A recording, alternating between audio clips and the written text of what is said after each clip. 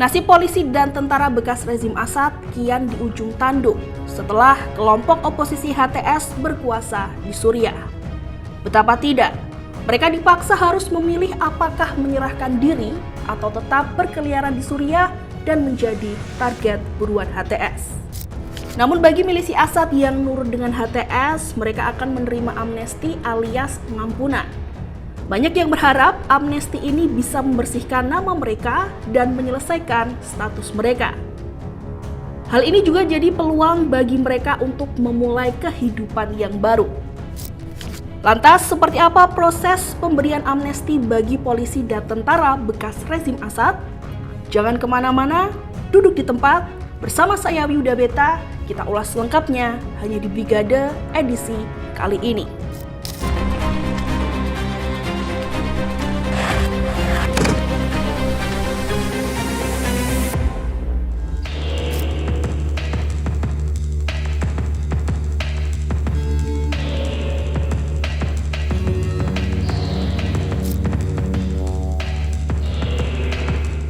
Pada awal Desember 2024, HTS mengumumkan akan memburu pejabat senior Suriah yang diduga terlibat dalam kejahatan era rezim Assad.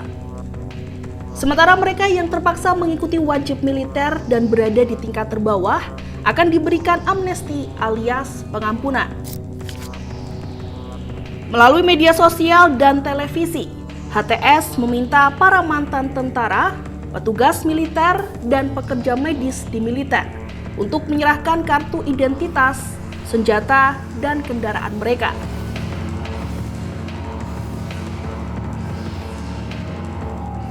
نحن بعثنا إعلان كل موظف عسكري متطوع مجند عسكري ضابط مشان يجي يعمل تسوية طبعا بمقر الحزب في مدينة طرطوس.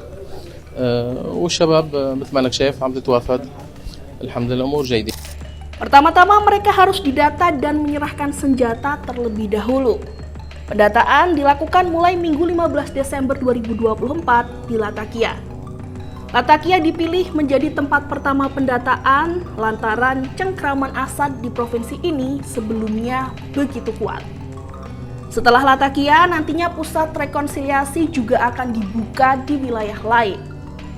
Di Latakia, lebih dari 600 orang mengantri di pos yang disebut sebagai pusat rekonsiliasi.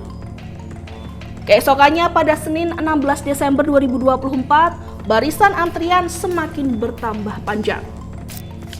Proses pendataan pertama-tama dilakukan dengan petugas menulis nama dan nomor untuk memberikan identitas sementara bagi mereka. Setelah itu mereka akan berdiri memunggungi tembok untuk difoto sembari memegangi angka. Jika sudah, mereka menuju jendela berteralis baja untuk menyerahkan senjata. Tugas pun berhasil menyita selusin senapan AK-47, pistol genggam, dan senjata lainnya yang ditumpuk di sebuah ruangan. Setelah pendataan diri dan penyerahan senjata, mereka akan diinterogasi oleh petugas terkait rekam jejak apa saja yang telah mereka lakukan ketika bertugas di rezim Assad. Setelah para tentara dan polisi itu menerima identitas sementara, mereka diberi kebebasan untuk bergerak selama 3 bulan ke depan. Namun setelah 3 bulan, mereka harus segera melapor ke markas keamanan untuk diinvestigasi lebih lanjut.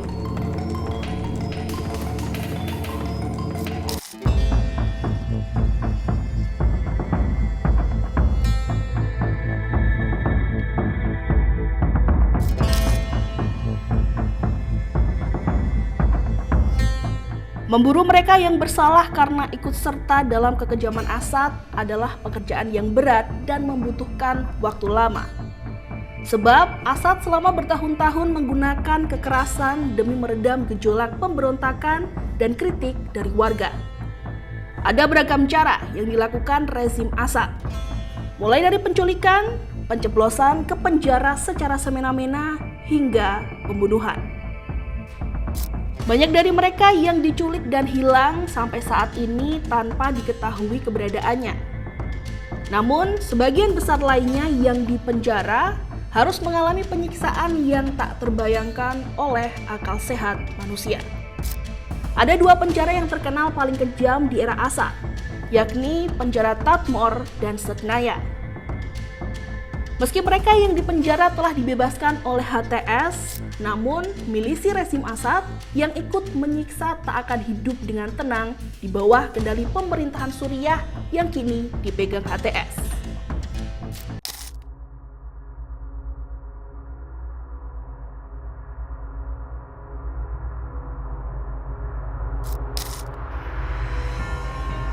Benar saja, pada awal Januari 2025, pasukan keamanan pemerintahan baru Suriah langsung tancap gas untuk memburu para militer rezim Asad. Pasukan militer penguasa Suriah mengerahkan tank dan pesawat tempur lengkap dengan pasukan keamanannya untuk berpatroli di kota Homs, Suriah. Salah satu pejabat di Departemen Keamanan Umum Suriah, Abu Muhammad, menyebut pihaknya menerima informasi terkait aksi pelanggaran hukum yang dilakukan oleh milisi pemerintahan Asad. Menurut Abu, milisi Asad itu melakukan teror terhadap warga dan enggan menyerahkan senjatanya. Pemerintah baru Suriah yang dipimpin oleh HTS pun berupaya memburu sisa-sisa milisi Asad untuk diamankan. وردنا عدة معلومات من الأهالي والسكان لوجود عناصر من فلول النظام البائد ورفضهم تسليم السلاح وترويع الأهالي والسكان. لذلك قمنا منذ الصباح الباكر وتوجيه من القيادي وإدارة العمليات العسكرية بملاحقة هذه العناصر والقبض عليهم وتحويلهم للجهات المختصة.